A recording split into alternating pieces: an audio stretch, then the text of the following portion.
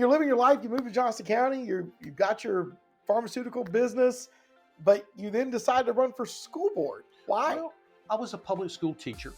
And to be honest with you, I don't think a lot of things have changed across. Yeah, there's new technology and stuff, but I still see some of the same things. And across the board from when I was there in the 80s through the 90s following public education, it's the same things that keep cropping up. And if you look at the numbers are not stellar in North Carolina, even though we have a tremendous community college system and a tremendous college system. So why is our public education for K through 12 not performing at standards? Welcome to another episode of Best of Johnston County, brought to you by Bladen Law Office. Our host, Jonathan Bladen, an experienced family lawyer with a deep connection to the community, is ready to take you on a journey through the area that he has called home for over 20 years. Whether it's a deep dive into the love locals have for the county or unraveling the complexities of family law, Best of Johnston County presents an authentic slice of this unique community. Hello, and welcome to another edition of the Best of Johnston County Podcast. I'm your host, Jonathan Bladen. And on today's episode, we have Johnston County School Board candidate David Spain. He's here to talk to us about a little bit about his background, where he went to school. He used to be a teacher, and some of the things he'd like to see done for the Johnston County Public Schools if he is elected on November the 5th. But before we get to that, I would like to remind all of you, as I always do, to like, subscribe, or follow the Best of Johnston County Podcast, wherever you're seeing it, whether it be on Apple, Spotify, YouTube, LinkedIn, TikTok, Twitter, or any of the other social media pages of the Best of Johnston County Podcast. The Best of Johnston County Podcast comes out every single Monday. So we've had a lot of great guests, and we've got a lot of future guests, a lot of great guests coming up in the future. So please go back and listen to some of the previous episodes with some from our more popular ones, included Donald O'Meara, as a realtor out of Smithfield, our County Commissioner Chairman Butch Lauder, and County Commissioner Patrick Harris. Those are all ones we've got a lot of positive feedback. Anyway, so go back and listen to those. Be listening to future. Got a lot of great guests that are going to be on, and I think you're really going to enjoy it. If you love Johnston County as much as I do, this is the podcast for you. Welcome, David. Thank you, Jonathan. All right, no problem. I appreciate you coming out here to the Cleveland community to help record this podcast. Just tell us your name, where are you from? I'm David Spain. I live about 5 miles from here. Okay. I live off of Highway 50 in this area, and I'm in District 4 for the school board race, which is a new district, and everybody across the county votes for all districts this year. So I live close by, so it didn't take me long to get here. Well, that's cool. That's cool. And, you know, I don't know if everybody realizes it, but this is the first year that the Johnston County School Board is being elected by districts. Correct. One of the reasons they went to districts was because nobody from Cleveland was on the Johnston County School Board. Right. I mean, we had Teresa Grant for a while, and everybody loved her, but after she got off, we haven't really had anybody who lived in the Cleveland community on the school board. And so by going, and then there were other areas. There was nobody from Benson Meadow for a long period of time, because most of the voters are in Clayton and Smithfield and Cleveland too, and they seemed to vote for the people they knew there, and it was harder for people in other parts of the county. So I was excited to see them go to this district system. They got the legislature to run the bill, because now there will be somebody on that board from all parts of the county to speak for those schools, Correct. even the more rural parts of the county, and somebody to speak for Cleveland. Correct. We need that voice. Not only do I speak for Cleveland and down towards McGee's Crossroads, but, you know, I'm going to speak for the whole county. I look at the whole ball of wax, not just my area, but our area needs to have some focus. We need to have that voice, and I like the idea of the districts. Well, and we've had commissioner districts forever. Yes. And I think that has worked well for us. But what always kind of got me was there for a while, you had 3 of the commissioners live within about 4 miles of each other, because the districts seemed to all meet in Smithfield, and that's where they sort of lived.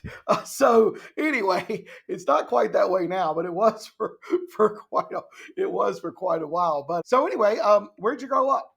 Well, I'm from Virginia originally. I moved here 54 years ago to Cary. So I went to Cary High School and graduated from high school there. We used to play a lot of the Johnston County schools going up and through high school, and then later on when I coached. After Cary, I went to Campbell University, graduated from Campbell with a health and physical education degree and a science minor. From there, I went right into public school teaching. My first job was in Lee County in Sanford. Then I went from there. I had an opportunity at East Wake High School out in Wendell. And then from there, I went down to Bladen County, Bladenboro, which that high school is no longer there. It's part of West Bladen now, East Bladen we played against. So I've been in very rural areas for high schools, but I really enjoyed that. And I was not only a teacher, but my first day hired in Lee County, they said, you need to go get a chauffeur's license. And I said, what do you mean? You have to drive the buses.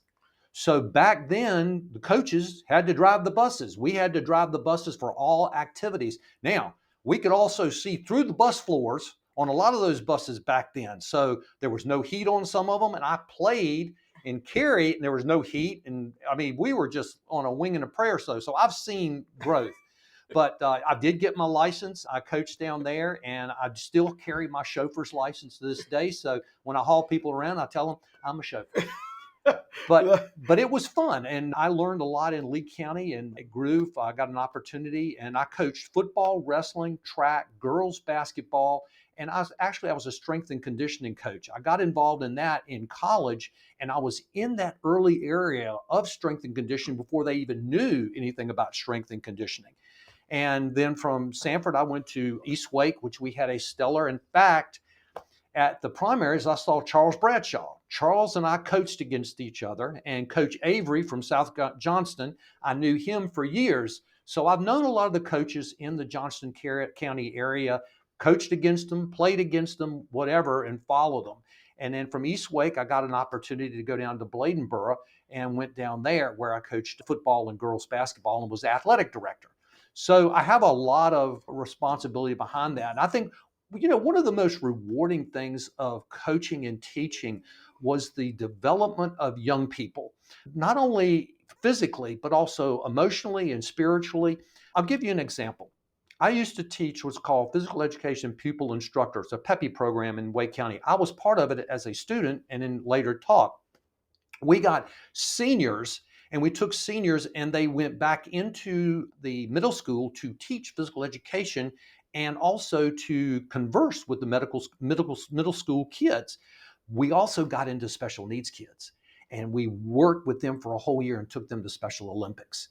They actually helped those kids, and they were young adults, and they brought them through and helped them go through graduation at the end of the year. And you talk about a motivating and a very emotional experience. So a lot of that. And then the other thing was taking kids on recruiting trips and just, paying for that recruiting trip, taking them and driving them. You got to know the kids, but you got to know the coaches. So I did that for 8 years. I was trying to move into the community college. They were expanding at the time, and that didn't work out. And I had a job offer from a sales company or a company in Tarboro, and they were looking for a sales rep. And I got into that for a couple of years and then took an opportunity into the pharmaceutical industry, where I've been the last 34, 35 years selling products and educating doctors and healthcare providers on the use of products. So that's kind of been my career. Yeah, well, and you currently work for Merck, I think, and you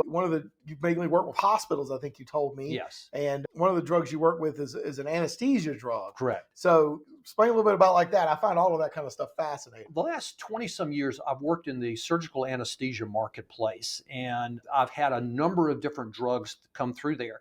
In fact, 3 or 4 of them were market-setting drugs that changed the face of how doctors would treat you and actually identified new areas where it not only made surgery safer, but it helped with pain management and got people out of the hospital sooner. So it was an overall economic.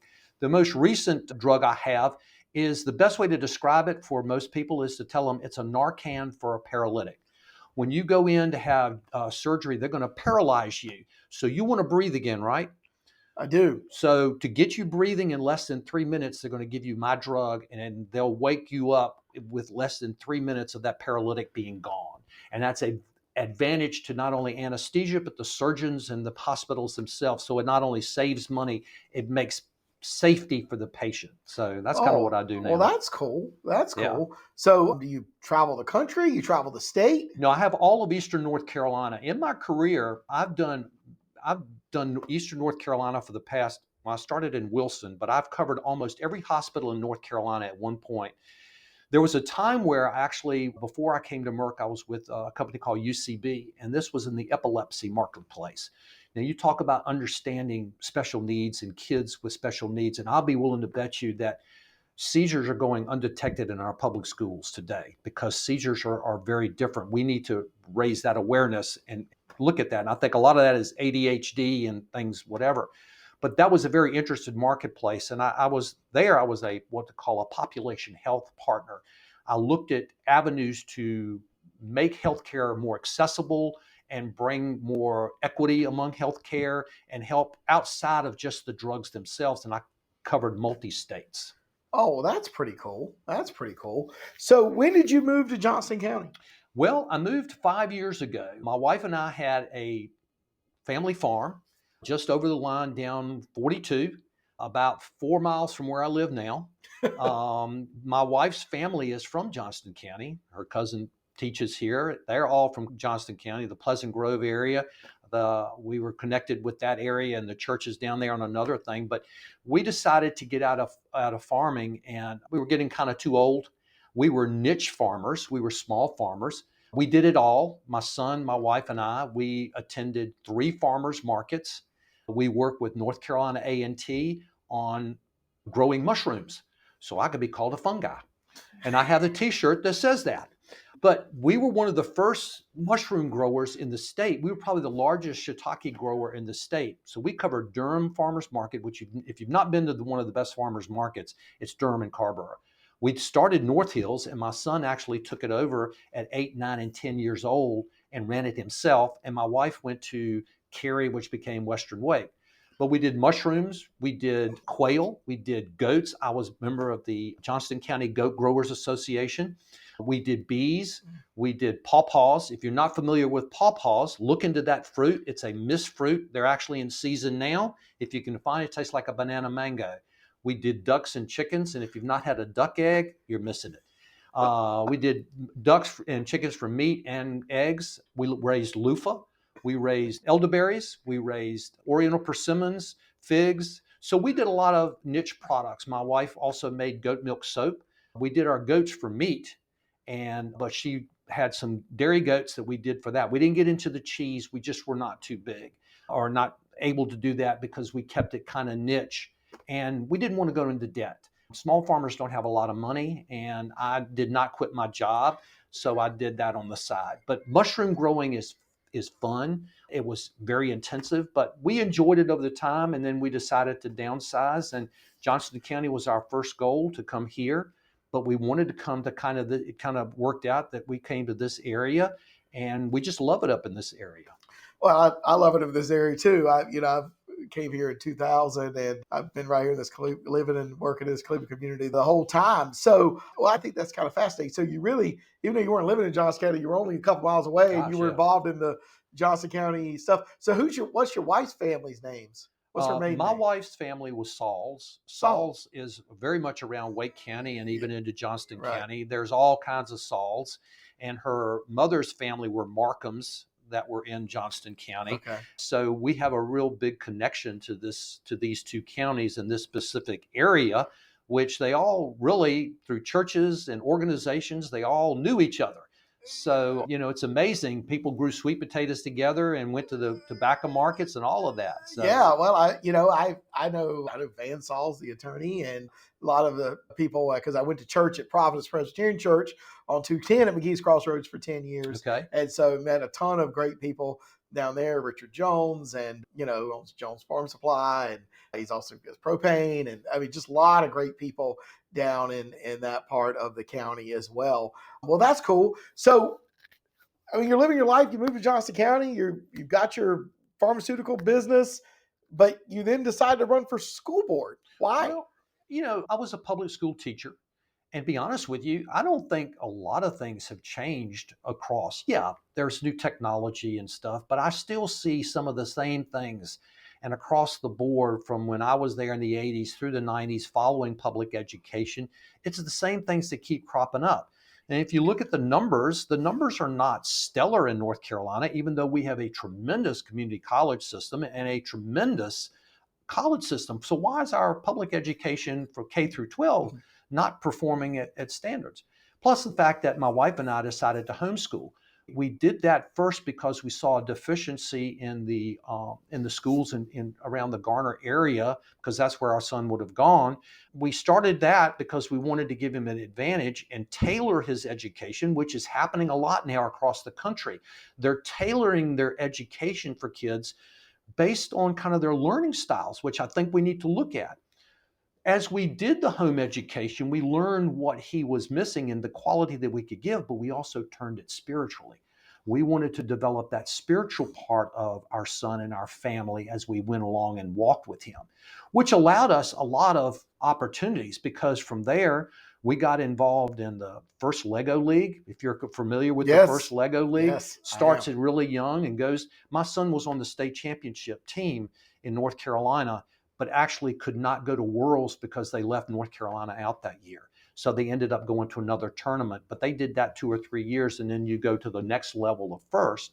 He did that. We were able to do homeschool football. I coached homeschool football and helped develop their tackle football around Raleigh in that area. We were able to do ABRO, where ABRO is American Belarusian Relief Organization, where we brought kids over from Belarus to get them out of that nuclear toxicity for summer, which actually prolonged their health. And unfortunately, the president decided to cut that off because somebody in another part of the country went against the rules. And then a lot of other things. We were able to take part of the Veterans Constitutional Oratory Contest and came to Johnston County as part of that. And they still do it, which a lot of kids don't know about, and great scholarship. So it gave us a lot of flexibility to do outside things. In fact, he participated in Christian Youth Theater, as they call CYT, in the Garner area, very famous around a lot of homeschoolers, but also a lot of churches. So he participated in that for years. So he developed really a love for stage and theater. We found that we could do a lot of things in a short period of time with high quality education, but also give us flexibility to farm, to teach that entrepreneurial spirit, and to just take advantage of other avenues out there. That's what we did. No, it's great. And I mean, there's a lot of great information there in that answer. The first program, which is FIRST, and I wish I knew exactly what that stands for, is still out there. Yep. I have been involved with it, and they still have teams. Now, when you get into high school, they build robots. Yep. And these robots go around and they shoot balls and they climb walls and they run into each other, kind of like battle bots like you see on Yep. TV, and they get points based on how well their robot runs autonomously. Somebody drives it for a while and the robot has to do 7 to 10 different things, and it is absolutely amazing. They did several of the state competitions at Campbell. Right. When I was on the board of the Johnston Community College, when I was on that board, and Johnston Community College helped sponsor that with Campbell, and I went down and participated in that with Lieutenant Governor Dan Forrest was there. And even after I wasn't involved with the college, I wasn't on the college board anymore, I still go if I can find out what it is, because I just love to go and watch the robots run into each other, take my kids. It's a ton of fun. So that program is still out there. So just search FRST robots or any kind of competition they have. He also talked about Christian theater, spiritual twist. I don't know if that's who. That's it. Yeah, spiritual twist. CYT, spiritual twist. Right. Spiritual twist is still involved in Garner. My daughter was in that program this summer. I just went to a production of Ben-Hur that they just did. And so if you are interested in any kind of Christian theater, Spiritual Twist in Garner would be loved to talk to you and have you. It's a tremendous program, a lot of really good people there. So it's great. I mean, those are two things that I'm extremely familiar with that you did, and a lot of good people at Spiritual Twist, a lot of good people involved with the first program and those competitions.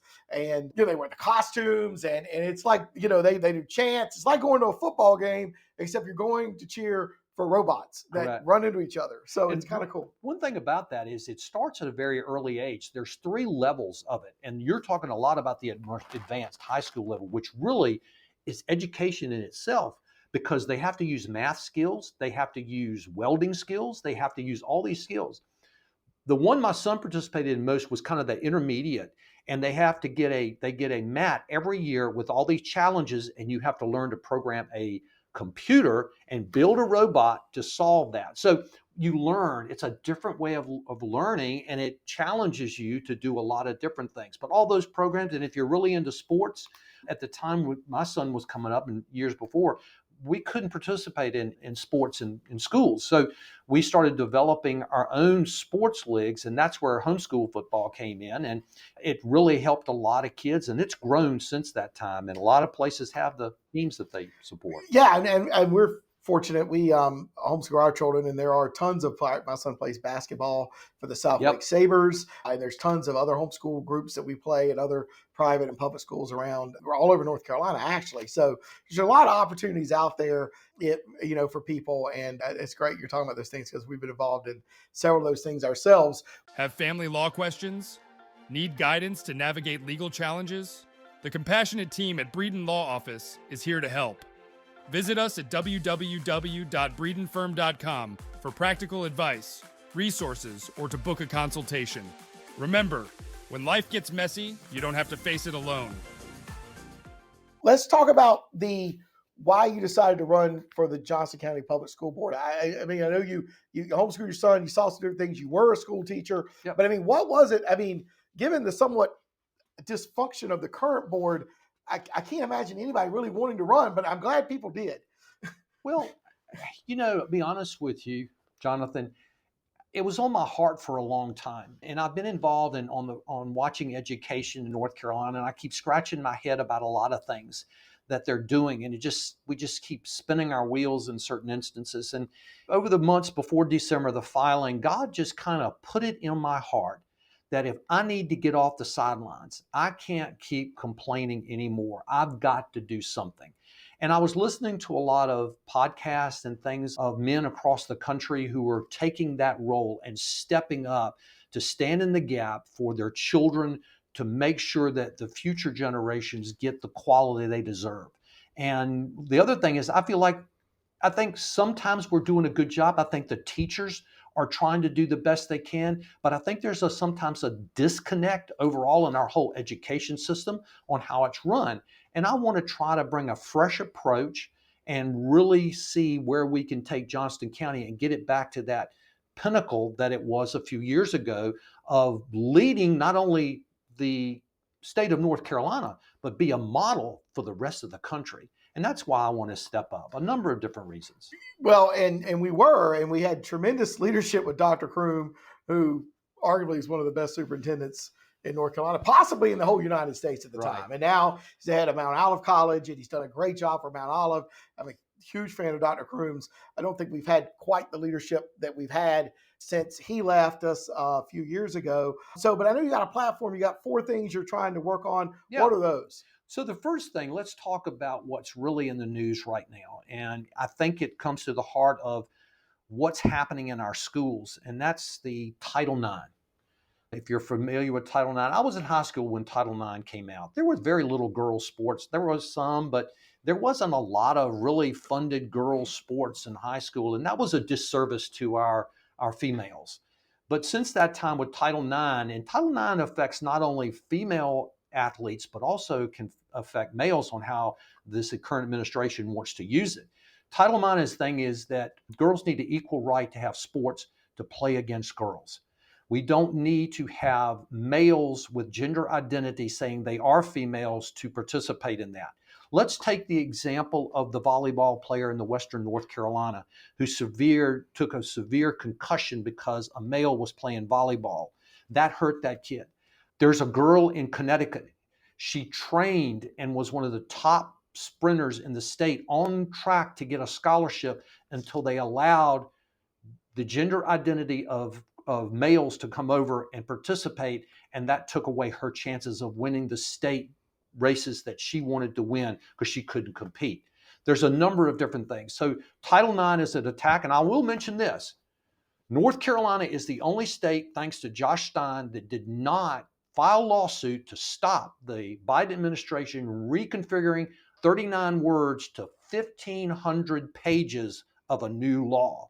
This is the only state, so we're under attack. However, North Carolina school districts can file with a group if they join these members, and they can slow it down. But let's start at our school systems and put that policy in. Right, but the legislature passed a law that says men are not going to be playing women's sports in North Carolina, or at least they did. Well, and hopefully that's going to hold. I'm sure it'll probably get the challenged in federal courts. federal is going to, if they, well, the Supreme Court's already ruled August that they need to stop this and cannot implement it. But if you're taking federal funds, they can implement it here, even though the state has passed these rules. That's coming from the federal. So we have to look at that and how we can stop this. Okay. As you know, a lot of this doesn't follow the procedure, and the federal will trump it. So I want to reinforce not only the Title IX and protect our girls, because it will open restrooms, it'll open college dorms, it'll open all of this if you just claim you're a female. Right. So we need to have sure protection. And part of this is also the Parents' Bill of Rights, which people need to read and understand their Bill of Rights. But I think that's number one, is really protecting our females and making sure they have equal but opportunities across the board without having to worry about males. Right. And I know one of your things is school safety. What are your plans for school safety? Well, safety is a number of different things in that. Number one, we need to look at how we're funding our schools as far as SRO officers are concerned. But we need to have a uniform policy across of what can guide our whole system of what you can and cannot do, and enforce it across the system. Teacher safety. We need to hold that policy and make sure teachers are safe and don't have to worry about that. We also need to allow the teachers to have a mechanism to speak up if they need to without a fear of reprisal, so that they can voice their concerns to the right people without having to fear that they're going to lose their job or they're going to be treated differently or whatever, because we need to have that teacher feedback. We need to hear from really boots on the ground, what's going on, what do they need to do. Cell phones, well, you can see a lot of different studies out there about mental health and cell phones.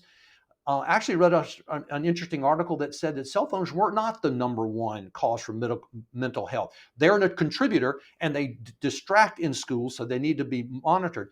But not having free playtime was one of the biggest things that helped destroy kids' mental abilities in school. Drug education.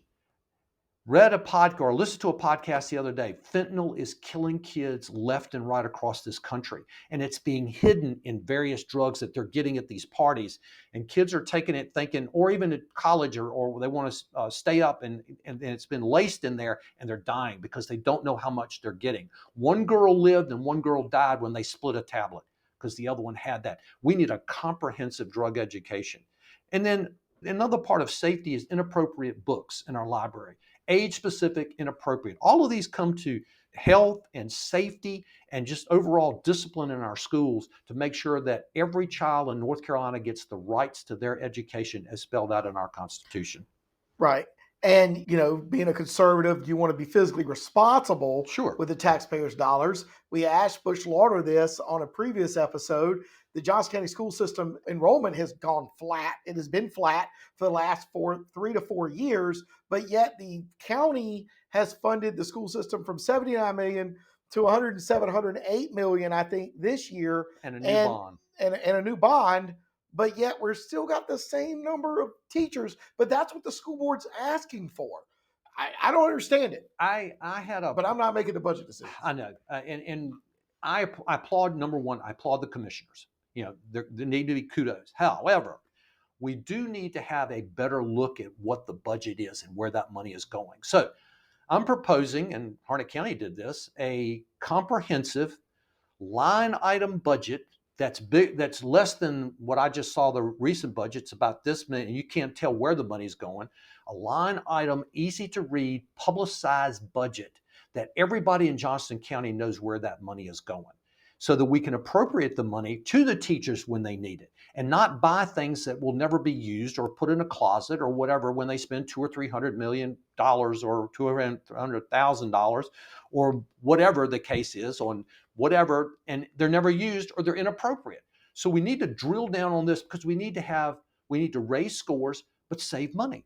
We need to be judicious, be conservative about where it's going, but get the best bang for our buck when we spend it, and make sure it's going to the right places.